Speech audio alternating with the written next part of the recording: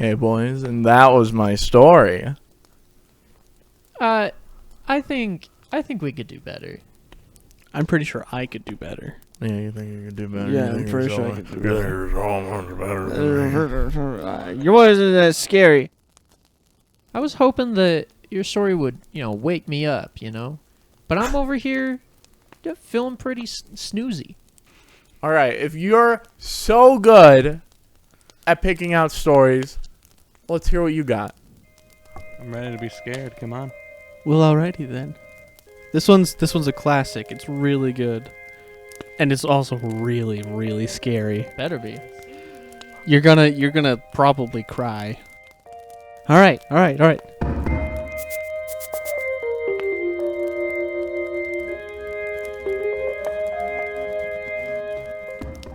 I had recently spawned a new world in single-player Minecraft. Everything was normal at first as I began chopping down trees and crafting a workbench. I noticed something move amongst the dense fog. I had a very slow computer, so I have to play with the tiny render distance. I thought it was a cow, so I pursued it, hoping to grab some hides for armor. It wasn't a cow, though. Looking back at me was another character with the default skin, but his eyes were empty. I saw no name pop up, and I double-checked to make sure I wasn't in multiplayer mode. He didn't stay long. He looked at me and quickly ran into the fog. I pursued out of what? Is this Herobrine? Wait, you don't even know? You picked Herobrine? You picked Herobrine? No? Why? You came out here and you picked Herobrine? Anyways, can I continue my story? Is this really the only story you brought today? I mean, it's the better of the two. I think you should probably go with the second story. I think you should go with the other one. All right, Sebastian, I swear to God, this next story better be better than Herobrine. Nothing can be better than Herobrine, but I'll try. Okay.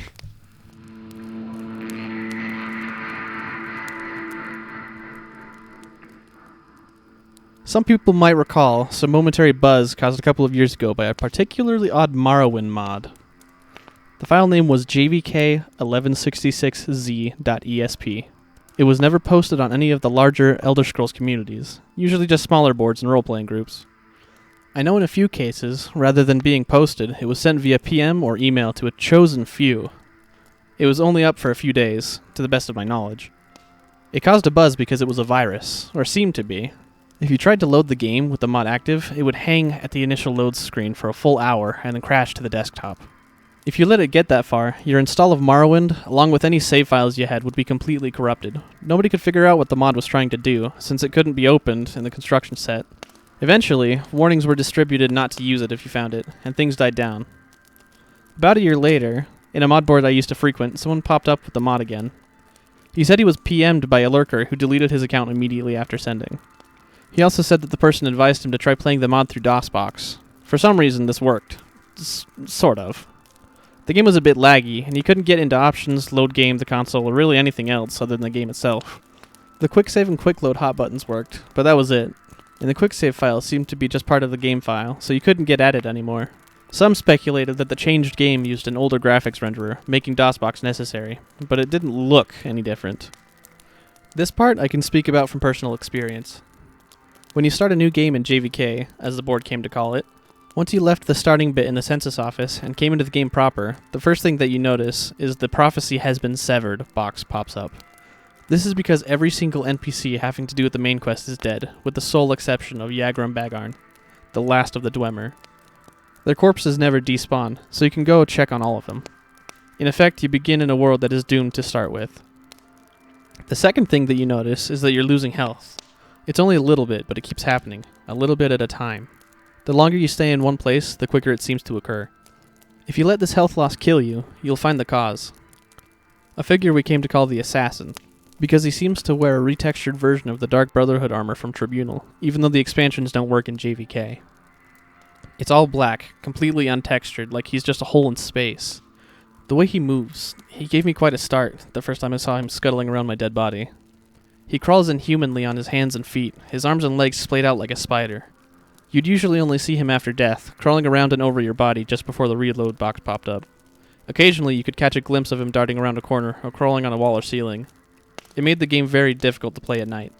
Other than that, the only noticeable difference is that at night, at random intervals, every NPC in the game will go outside for a few minutes. During this time, the only thing they will say when hailed is, "Watch the sky." Once they return to their normal behavior, they act like normal though. After a while, a player on the board discovered a new NPC named Tiaris, a male Dunmer in the temple at Ghostgate. Two things are notable about this NPC. First is his robe, a unique article of clothing that was lovingly rendered with twinkling stars all across it, looking like a torn-off chunk of the night sky. The second is that all of his dialogue, in addition to showing up in the dialogue box, is voiced. You can skip it if you wish, but it all sounds like it's the default male Dunmer voice. Some people said that they thought the voice was slightly different, but it was a very, very good imitation. I won't go into details, but the questline he sends you on has to do with a dungeon referred to simply as the Citadel. Up until this point, the quests were all of a fairly generic discover the secrets of the ancients bent. The entrance to this dungeon is on a small island far to the west of Morrowind proper. I eventually discovered that if you used a scroll of Icarian flight at the westernmost point on the main landmass and jumped directly west, you'd end up almost exactly on the island. Even though the dungeon is called the Citadel, it goes straight down. It dwarfs any other dungeon, both in size and difficulty. From a natural cave area, you'll proceed down into an ancestral tomb-looking area, then a Daedric ruin area, and then a Dwemer ruin area. I made it down to the Dwemer ruins before I quit. The creatures here were strong enough that a level 20 character would have to take care, and since you can't use the console in JVK, level 20 took a while to get to. Since quick save and quick load are your only options, it's all too easy to get yourself into an impossible situation too. I did, and I just didn't have the energy to start over. Now what I'm telling you is based on what those few who went further reported. Past the Dwemer ruins, you find yourself in a level like the Dwemer ruins, but darker. Rather than the usual bronze, all the surfaces, including those of the creatures, are black. The sounds of machinery are loud here, and grow louder still, randomly. There's also steam or fog everywhere, limiting your vision to about 10 in-game feet or so. If you can make it through all this, you will reach a hall that those who found it called the Portrait Room. Like the fire and torches or other effects from early 3D games, this room has picture frames that always face directly at you, no matter how you look at them. The images in the frames were always randomly chosen images from your My Pictures folder. On the board, the ones who got there had some fun posting screenshots of the portrait room with varied pictures and frames. Usually porn, of course. At the end of the hall was a locked door. After admitting defeat and returning to Tiaris, everyone just found him saying, "Watch the sky," in his gravelly voice. What's more, nobody else in the game would say anything. There was just a completely blank dialogue box with no options at all. They wouldn't even rattle off the usual canned audible greetings. The only exception was at night. Whenever they'd go out for a few minutes, they'd still repeat it. Watch the sky. At this point, one of the players, a friend of mine from the board, noticed, and a few others who got this far agreed, that the night sky was no longer the usual night sky of Tamriel. It had changed to a depiction of a real night sky, and it moved. From this point on, everything is based on what this one person reported.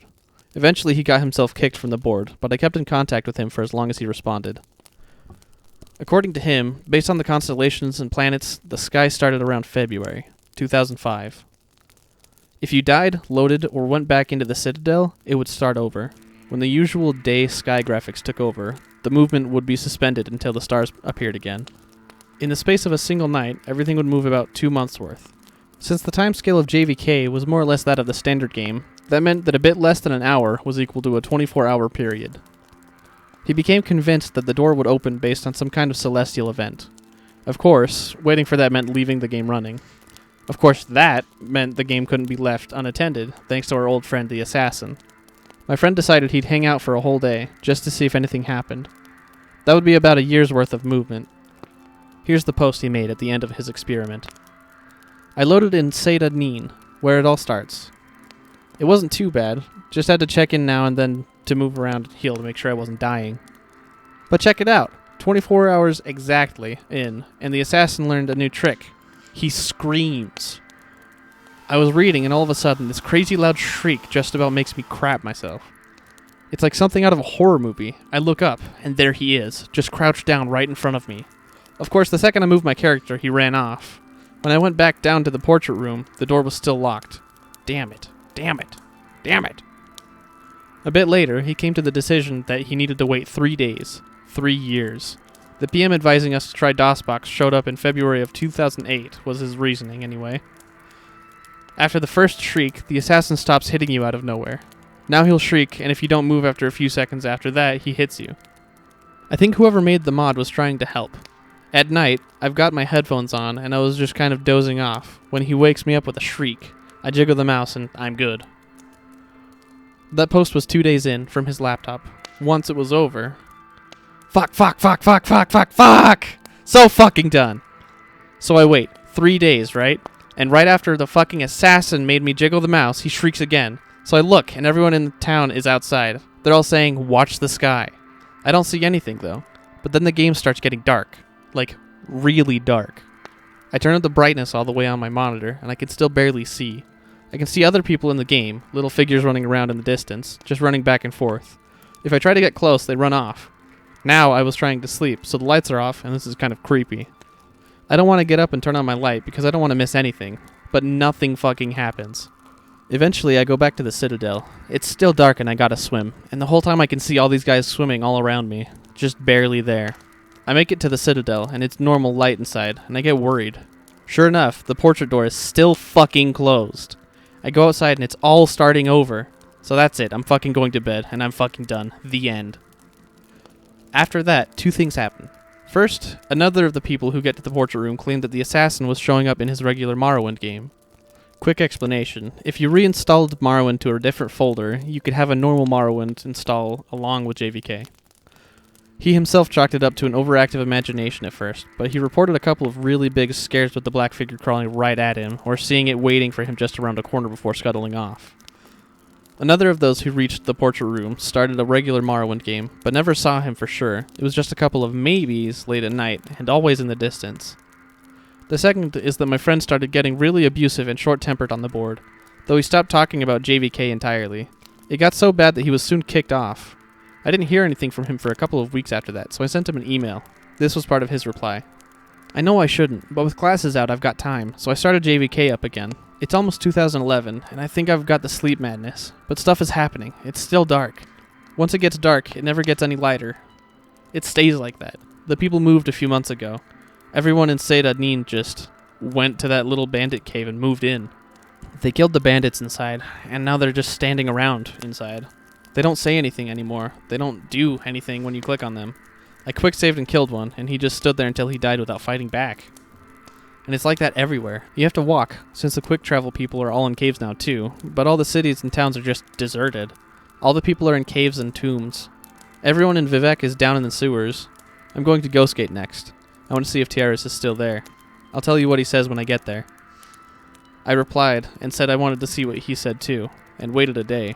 When I didn't get a reply, I mailed him again, and a couple of hours later, he sent me back. Sorry, I totally forgot. So it's 2014 now. Since it's always night, the stars are always moving. The whole screen is dark, but you can still see the brightest stars moving around. Tiaris was gone. Everyone in Ghostgate was gone.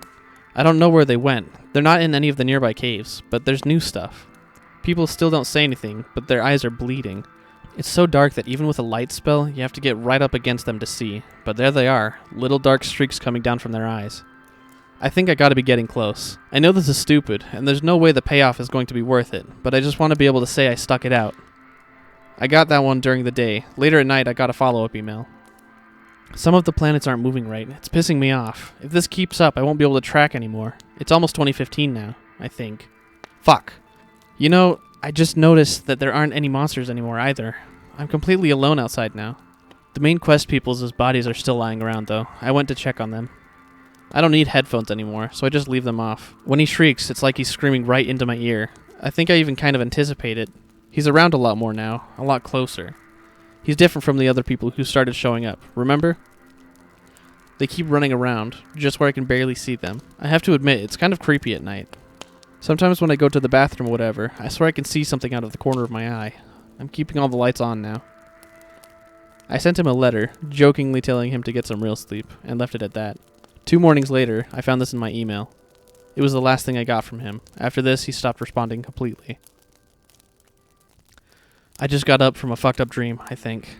The assassin shrieked at me, and when I opened my eyes, he was right there, crouching over me. His arms and legs were longer, more like a spider's. I tried to push him away, but when I touched him, my hands just went inside, and I couldn't get them loose again, like he was made of tar or something. Then I woke up, I thought. He was gone, but when I looked at the monitor, I wasn't where I was. I was in the Corpusarium with Yagram. For once, the light was okay, and I could see him all bloated on those mechanical spider legs. I sat down at the computer, and he started talking to me. Not in a box, but really talking to me, in Tierra's voice. He knew things about me. He told me things that I never told anyone. Some things I totally forgot about. He told me that almost nobody had made it this far, and that the door would open up soon. I just had to hang on a little while longer. He said I'd know when it was time. He said I might be the first one to see what was inside. And then I woke up for real, but I was at the computer. I still wasn't where I was. I'm swimming out to the Citadel Island, and I can hear his tapping. It's over on the left, so I'm sending you this because I left my laptop on my bed to the right. Just a little tap, tap, tap, like he's knocking his fingers against the glass. I might still be dreaming now. So I guess that's the end of the story. I know there's a few other stories floating around about the mod, but this is the only I know is true as far as it goes. I deleted my JVK copy of the game pretty much right after I gave up, but I'd like to get the mod again. If anyone still has a copy of the file, I'd like to see some of this for myself.